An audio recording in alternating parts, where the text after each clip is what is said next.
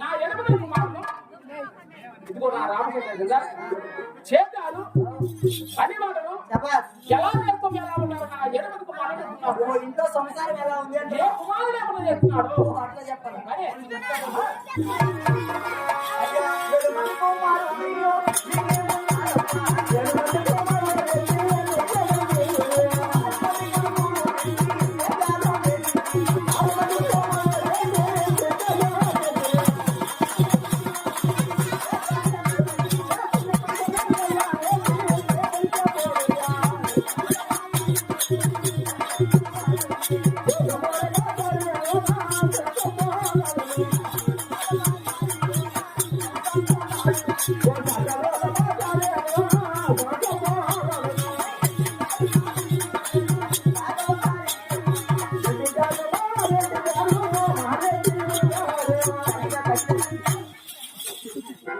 మక్క పుసి పెట్టాను చంపుతానుగా నేను ముగతాయం ఇచ్చినానంటే అడ్డకున్నాడా తగ్గిట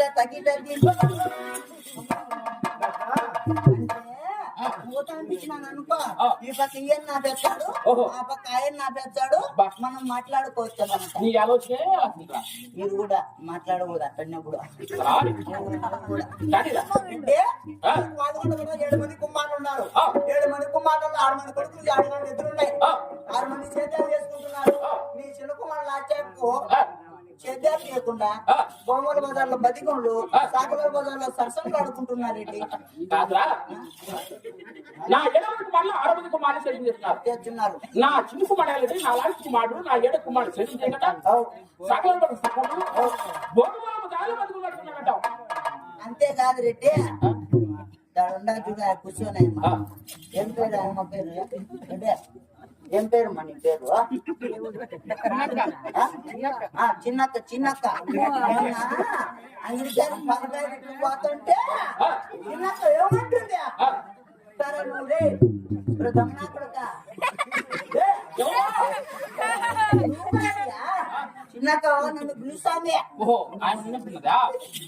ఏం పెద్ద పిలుస్తాంది ఏమో అని అటు దగ్గరికి పోతే ఏముంటుందేమో బాగా నేను బుద్ధుంది ఎవరో బుద్ధి లేని నా కొడక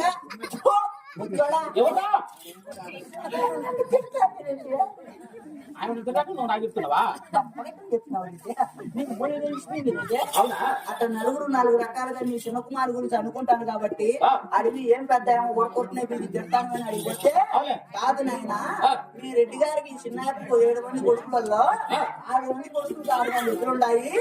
లాస్ట్ టైం ఒక అడుగులు లేవు.